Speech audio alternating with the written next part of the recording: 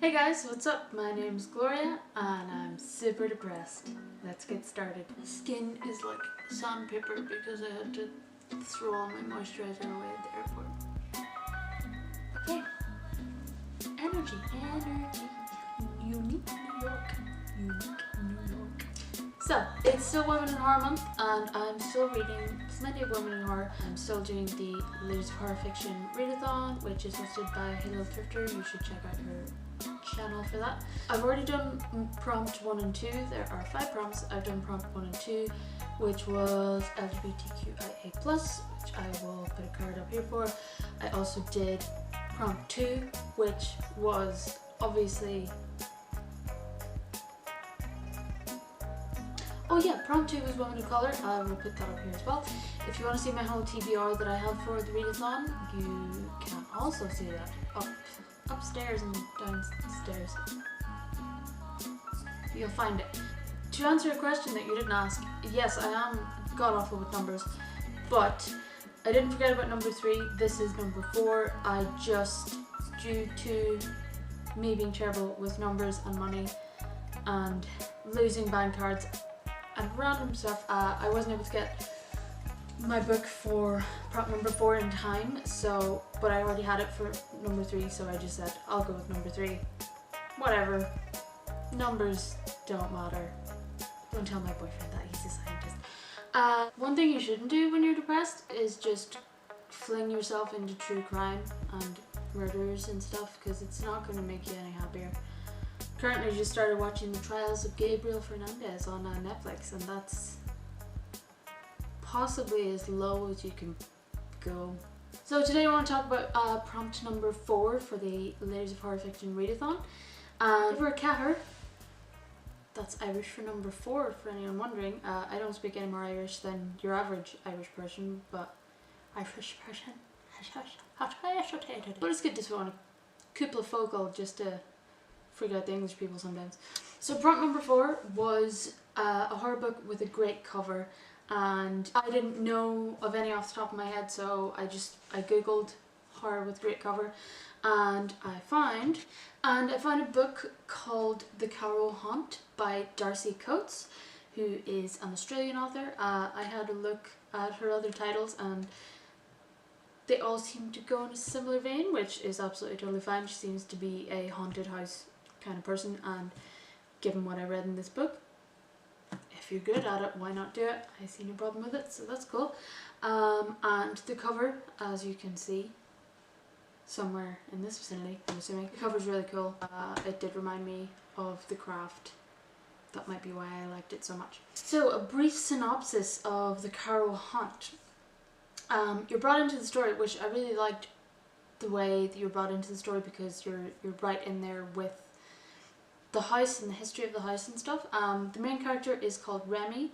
As a part-time job, she holds historic tours, that's not an easy word for me, historic tours of a house called Carrow House. Originally it was a sanatorium, then it was a hotel, and then it was fraudulently acquired by a serial killer con man, not unlike H.H. Holmes, to be honest, who murdered as many people as he could get his hands on in the house, and that's why it's as haunted as it is. So he starts the story off with Remy, who is giving a guided tour, and through her tour you see the history of the house and why it's so messed up. There is a mysterious stranger on the tour who at the very end gives her his business card and offers her a business opportunity, because obviously he's super rich, to stay in the house for 2 weeks. Normally her tours are just for a couple of hours each night, but she'll actually be staying in the house for 2 weeks with him and 6 other strangers to investigate the paranormal and see what they can find. She's not too sure at the beginning, but then she wants in, and so it's her, a rich guy, it's a medium that he has found who can talk to ghosts and the dead and stuff, and her employee who's very quiet, he just kind of does what she tells him to do. There's also another random man who was on Remy's tour who is just interested in the paranormal. There is a YouTuber, who's a ghost hunter, and he tries to capture ghosts on camera, so him and the medium don't really gel very well together. And there's also the owner of the house and her kind of babysitter. The owner of the house is actually a teenage girl, oddly enough, and she has an older sort of babysitter who's the skeptic of the group. She thinks they're all idiots and she doesn't like any of it and drinks too much wine, but she's still scared of her own shadow. The teenager of the group is called April, and she owns the house. Her parents, who are also super wealthy, bought it for her, and she wants to be a medium and she wants to see ghosts, and she's in it to get the creepiest stuff she can find out of it. But it's only when they are trapped in the house by a never-ending storm and one of their party actually dies, scary stuff, that they start to realise they might be in a bit of trouble. And that's where the story really begins. So Remy, as the main character, the protagonist, she's really likeable. You're really engaged with her from the very beginning. She's very knowledgeable about the house. One of the things that I thought was interesting is that normally when you start a ghost story, there's some sort of overall skepticism. There's always that one skeptic character who's there to question everything. But in this book, you're starting from the fact that ghosts are real. They're absolutely real. They're absolutely in this house. And they're just hoping to see some. Everyone in the group, apart from Lucille, April's kind of handler, seems to believe in ghosts. They're absolutely sure that they're there. They just sort of argue on how best to capture them, how best to contact them. But even Lucille seems to believe in them. She's scared to admit it, pretty much. So it's an odd way to go into it. Normally there's a group of strangers who don't want to believe that strange things are going on, but from the very first second strange things are happening and they're like, okay, so it's definitely a ghost, but which kind of ghost is it? And there are a lot of explanations of the different types of ghosts, you know, between spectres and poltergeists and different manifestations and stuff. So that was kind of interesting, but it wasn't. I suppose it is a new angle to take on it. I haven't read a ghost story quite like that. Just as a side point, I recently spent my own time in a massive, possibly haunted house, and I was also trapped by a storm, so if you want to check out that video, you can see it up above.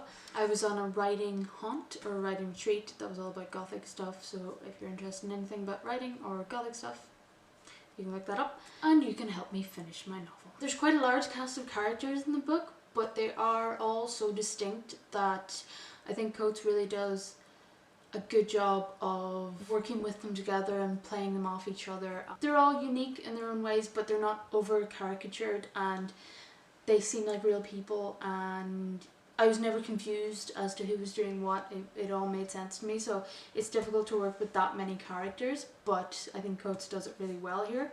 I think The Carrow Haunt is a great story for anyone who loves ghosts and haunted houses. Haunted houses and ghosts and paranormal stuff is one of my favourite tropes in horror, so if you're into that kind of thing, it's well written, it moves along at a great pace, and I think you'd enjoy this book.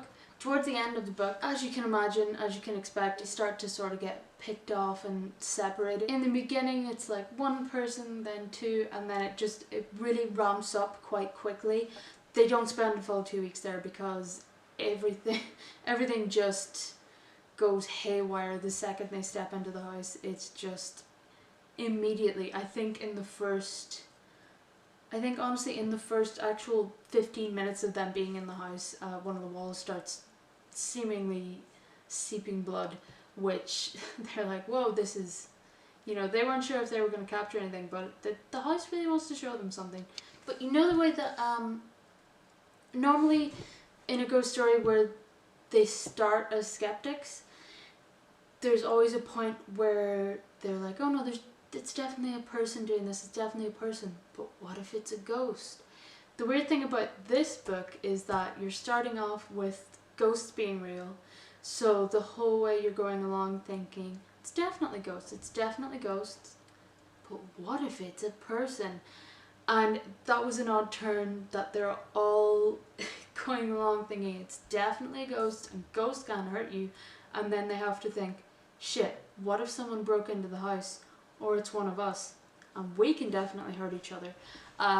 So again, that was just an interesting sort of perspective to take on the ghost story and this kind of dynamic of ghosts and skepticism. I really like Darcy Coates' writing. I think she does great characterization. I think she brought the setting out really well, and the isolation and the oldness of the house. My words aren't really coming very well right now, but I really liked her writing. I liked her story. I think she does great with ghost stories, so if I happen across any of her books in the future, I would definitely pick it up.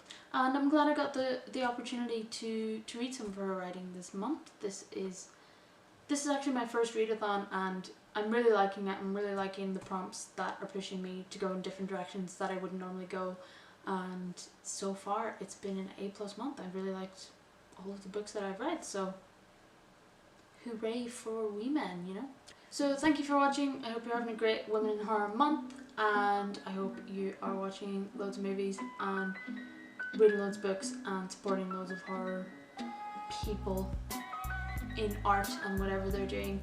I will be back very soon because I really want to get these all done before the end of the month, and I only have a couple of days. So I will see you in the next video with hopefully prompt number 3. We're gonna get the numbers in there somewhere. And like and subscribe if you like what I'm doing here, and I will see you next time.